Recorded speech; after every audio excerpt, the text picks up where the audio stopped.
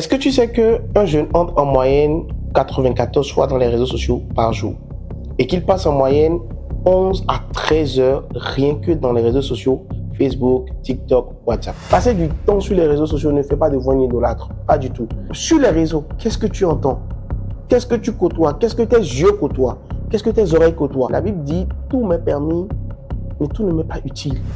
Salut, je suis Israël Oriadé, je suis serviteur de Dieu, je suis pasteur et dans ce nouvel épisode, je partage ma vie de pasteur. Moi, j'ai été quelqu'un, j'ai beaucoup aimé Kif No Beat. J'écoute beaucoup le rap, énormément. Avant même de devenir pasteur, je rappais. C'est vrai que je n'ai jamais sorti mes chansons, mais attention, je m'invitais tout de suite. Papa! Et donc, quand je suis venu à Christ, une chose que je n'ai pas vite lâchée, c'était la musique. Parce que j'aimais la musique. J'aimais énormément la musique. Et je vous partage un petit témoignage. Je me rappelle le 31 décembre 2016, j'étais avec un ami, d'accord, quand il y avait un show qui avait été organisé. On était encore fraîchement nés de nouveau. On est là, on vient, on nous sert sirop de menthe. Donc on se dit, c'est tranquille. On prend le sirop de menthe, on boit. Et il y avait de la musique, donc les gens dansaient. On était tranquillement dans notre coin. Et tout à coup, ils mettent Kif No Beat. Ils mettent quoi? Tu es dans le pain. Et on se regarde tous les deux, on se dit, oh, ça va, c'est un piège. Et on a commencé à se dire, si la prochaine musique, c'est Kif No Beat, on rentre à la maison. On saura que là, Satan essaie de nous piéger, donc on rentre à la maison. Et puis, tu es dans le pain, termine. Prochaine musique, ça gâte cœur. Avant qu'on ne sache, on était sur la piste de sang en train de crier, tu es dans le pain, tu es dans le pain, tu es dans le pain. Et là où en fait, ça m'a beaucoup brisé, c'est que tout le monde là, en fait, savait que lui et moi, nous étions en train de marcher avec Dieu et tout ça. Et ils ont commencé à crier, les pasteurs. Ah ouais, on a baissé la tête. Genre, on a gâté quoi. La Bible dit, entretenez-vous par des hymnes, des psaumes. Tout ce que tu dois recevoir dans ta foi, c'est ce qui te permet d'entretenir ta foi. Si quelque chose ne te permet pas d'entretenir ta foi, mets ça de côté. La Bible dit, ne vous y trompez pas. Les mauvaises compagnies corrompent les bonnes mœurs. Si quelque chose ne grandit pas ta foi et que tu commences à côtoyer ça, tu vas sentir que ta foi va commencer à s'affaiblir. Il y a des gens qui m'écoutent aujourd'hui, ce n'est pas que vous manquez de foi, c'est juste que vous côtoyez trop de choses qui affaiblissent votre foi.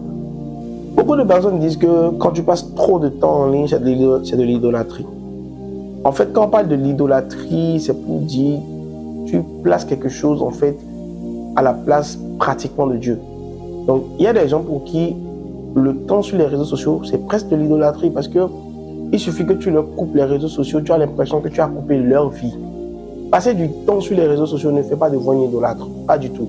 Ça ne veut pas dire que vous idolâtrez les réseaux, mais c'est plutôt qu'est-ce que vous faites du temps que vous passez sur les réseaux. C'est ça qui va déterminer en fait si on peut dire que les réseaux sociaux sont pratiquement une idole dans votre vie ou pas. Dans la Bible, il est écrit dans Proverbe 27, verset 17, que comme le fer aiguise le fer, l'homme s'affine, l'homme s'améliore au contact de l'homme. Donc on comprend clairement que en fait, comment tu deviens détermine de ce que tu côtoies.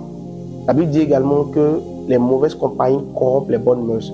Donc ce en compagnie de quoi tu es, c'est ça qui va déterminer comment tu vas devenir. Il faut comprendre que les réseaux sociaux, c'est un univers où si tu ne fais pas attention, tout ce que tu côtoies peut infecter ta foi ou booster ta foi. Ce que tu vas voir, ce que tu vas regarder, la Bible dit clairement que la foi vient de ce qu'on entend. Et ce qu'on entend vient de la parole de Dieu. Donc ce que tu entends détermine ce en quoi tu vas croire. Dieu veut que tu écoutes et que tu agisses. Dieu ne veut pas du contenu qui va te souiller.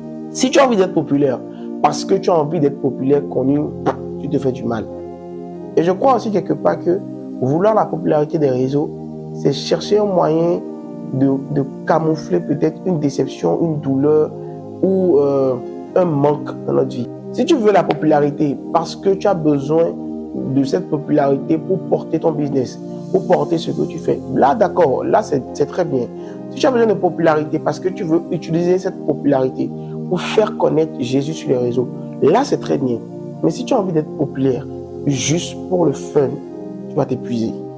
Tout ce que tu peux faire pour évangéliser sur les réseaux sociaux, c'est de partager ta foi. Partage ton témoignage. Partage ce que tu sais de Dieu. Partage ce que Dieu t'a fait. Je crois même que c'est ça en fait la vraie puissance de l'évangile.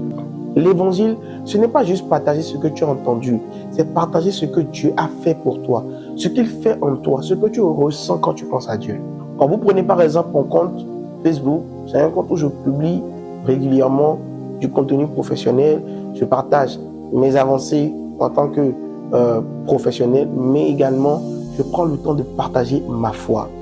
Et d'une autre part, ne regarde pas comment quelqu'un se comporte sur les réseaux pour juger de sa foi. C'est pas possible. Christ défend déjà. Un autre nom du diable, c'est l'accusateur des frères. Si vous êtes juste là pour pointer du doigt, dire ouais, les gens qui font mal, vous n'êtes pas différent du diable. Non, vous n'êtes pas différent. Dieu ne nous a pas établis nous comme des juges, mais nous a établis comme des intercesseurs, des personnes qui portent la parole. Quand vous voyez quelqu'un qui fait mal, plutôt que d'être en mode ouais, c'est aller vers la personne, partagez-lui la parole de manière simple. La Bible dit reprenez en toute douceur. Il y a des gens qu'il faut reprendre avec douceur. Il y a des gens qu'il faut reprendre avec compréhension. Des frères chrétiens peuvent faire des erreurs, mais c'est à vous de les reprendre avec douceur. Et la Bible dit que celui qui pense être debout prenne garde à ne pas tomber. Aujourd'hui, tu juges. Demain, ça peut être toi qui seras jugé. Et j'aimerais parler honnêtement à quelqu'un, j'aimerais m'adresser à quelqu'un qui est en train de prendre le temps de m'écouter en ce moment. Je t'en prie, prends le temps de comprendre ce message et prends le temps de réorganiser ta vie. Je sais que le Seigneur t'aidera, que Dieu te bénisse abondamment. Amen. Et on se retrouve dans le prochain épisode. Bye bye. Shalom. Amen.